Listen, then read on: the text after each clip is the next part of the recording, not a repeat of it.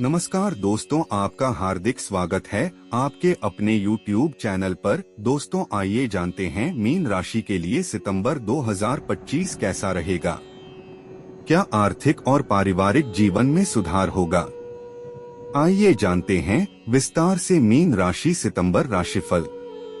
Mean राशि के जातकों, आपकी राशि में पूरे महीने शनि महाराज विराजमान रहेंगे और महीने की शुरुआत में मंगल सप्तम भाव में होंगे, जबकि सूर्य, बुध और केतु महीने की शुरुआत में छठे भाव में, शुक्र पंचम भाव में, बृहस्पति पूरे महीने चतुर्थ भाव में और राहु द्वादश भाव में पूरे महीने रहेंगे।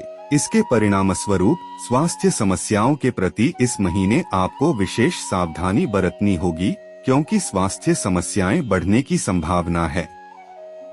आर्थिक तौर पर इस महीने आपकी आमदनी अच्छी होगी, लेकिन खर्च उससे ज्यादा होंगे। ऐसे में आर्थिक जीवन में उतार चढ़ाव देखने को मिल सकते हैं। महीने का उत्तरार्ध अपेक्षाकृत अनुकूल रह सकता है। करियर के दृष्टिकोण से देखा जाए तो इस महीने आपके दशम भाव के स्वामी बृहस्पति महाराज पूरे महीने चतुर्थ भाव में बैठकर दशम भाव को देखेंगे, जिससे नौकरी में आपकी स्थिति मजबूत होती जाएगी। वहीं छठे भाव में महीने की शुरुआत में सूर्य, बुध और केतु विराजमान रहेंगे, जो कुछ समस्याएं उत्पन्न करेंगे और आपके विरुद्ध कुछ विरोधी सक्रिय होंगे। लेकिन 15 तारीख से बुध और 17 तारीख से सूर्य के छठे भाव से निकलकर सप्तम भाव में आ जाने से इन समस्याओं पर विराम लगेगा और आपको कार्यक्षेत्र में अच्छी सफलता और पदोन्नति मिलने के योग बनेंगे। छठे भाव में सप्तम भाव के स्वामी बुध महाराज के रहने से व्यापार में उतार चढ़ाव बने रहेंगे और खर्च बढ़ेंगे। मंगल महाराज सप्तम भाव में महीने की शुरुआत में रहेंगे और उन पर प्रथम भाव में बैठे शनि देव की दृष्टि होगी, जो व्यापार में उतार चढ़ाव देंगे। लेकिन यदि आप तकनीकी काम करते हैं तो आपको उत्तम सफलता के योग बनेंगे। 13 तारीख से मंगल अष्टम भाव में जाएंगे। 17 तारीख तक बुध और सूर्य आपके सप्तम भाव में आ जाएंगे। तब से व्यापार के लिए उत्तम समय शुरू हो जाएगा और आप कुछ नई योजनाओं को शुरू कर सकते हैं। यदि आपकी आर्थिक स्थिति को देखा जाए तो इस महीने आपकी आमदनी तो अच्छी रहेगी, लेकिन खर्च उससे ज्यादा होंगे। महीने की शुरुआत में ही आप देखेंगे कि छठे भाव में सूर्य, बुध और केतु युति करेंगे, जिससे आपके खर्च बढ़ने लगेंगे। द्वादश भाव में राहु पूरे महीने विराजमान रहेंगे, जो फिर से एक बार आपके खर्चों को बढ़ाएंगे।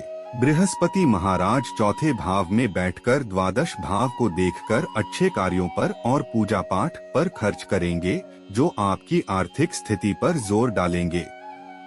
हालांकि महीने की शुरुआत से ही शुक्र महाराज पंचम भाव में बैठकर एकादश भाव को देखेंगे, जिससे आपकी आमदनी बढ़ती रहेगी। लेकिन इतने सारे ग्रहों के प्रभाव के कारण खर्चों में तेजी आने के योग बनेंगे।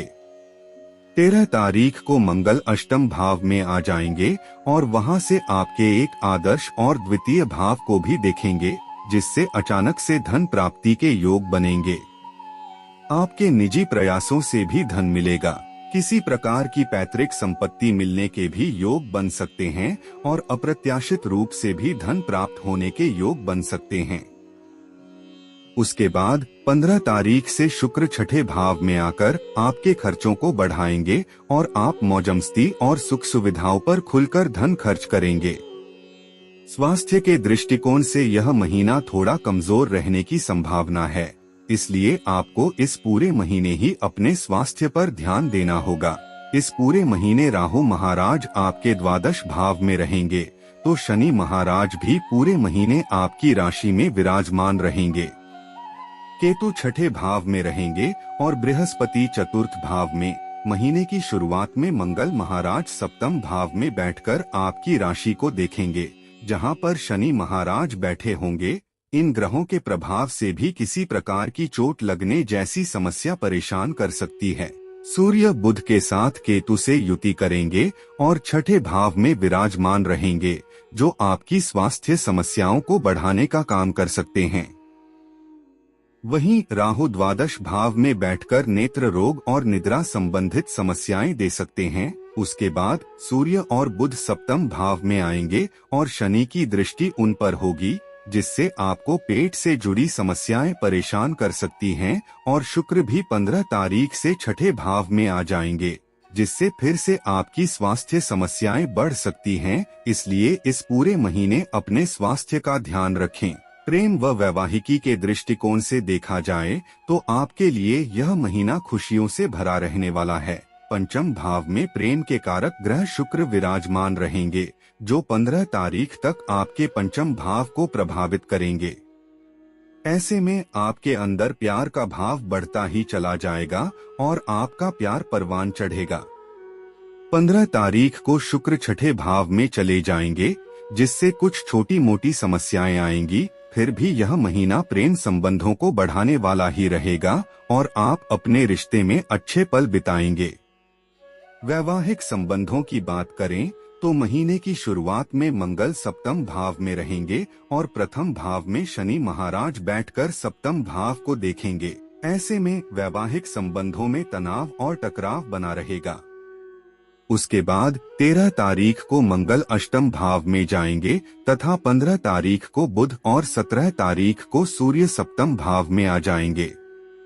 इससे आपके जीवन साथी का व्यवहार अच्छा हो जाएगा, लेकिन ससुराल पक्ष से झगड़े बढ़ सकते हैं। सितंबर मासिक राशिफल 2025 के अनुसार यह महीना पारिवारिक जीवन के लिए अच्छा रहने की संभावना है। दूसरे भाव के स्वामी मंगल महाराज महीने की शुरुआत में सप्तम भाव में बैठकर दूसरे भाव और प्रथम भाव को देखेंगे, जिससे आपके परिवार की आमदनी में बढ़ोतरी होगी और परिवार का साथ मिलेगा। बृहस्पति महाराज पूरे महीने चतुर्थ भाव में बैठकर परिवार में सामंजस्य स्थापित करने में सभी की मदद करेंगे और परिवार के सदस्यों के बीच प्रेम बढ़ाएंगे।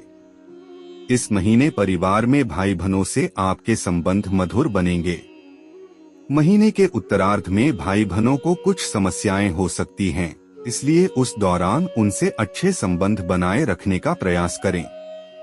भले ही वह थोड़ा चिड़चिड़ा हो जाएं, फिर भी उनका साथ दें और उनकी समस्याओं को दूर करने में उनके साथ मददगार बनकर खड़े हों। यह आपका नैतिक दायित्व भी बनता है। मंगल महाराज 13 तारीख से अष्टम भाव में जाएंगे और वहां से आपके दूसरे भाव को देखेंगे, जिससे परिवार को लाभ होगा, लेकिन रिश्तों में कुछ तनाव बढ़ सकता है, इसलिए इस पर ध्यान अवश्य दें। उपाय। दोस्तों, उपाय जानने से पहले वीडियो को लाइक, शेयर, कमेंट और सब्सक्राइब जरूर करें। उपाय। आपको बृहस्पतिवार के दिन केले के वृक्ष की पूजा करनी चाहिए। बृहस्पतिवार के दिन किसी पार्क अथवा मंदिर में केला और पीपल का वृक्ष लगाएं। मंगलवार के दिन आपको छोटे बालकों को गुड़ और चने का प्रसाद बांटना चाहिए। सोमवार के दिन रुद्राभिषेक करना बहुत लाभदायक रहेगा। दोस्तों, यह राशिफल आपकी चंद्र राशि पर आधारित है। धन्यवाद। आपका दिन मंगलमय हो।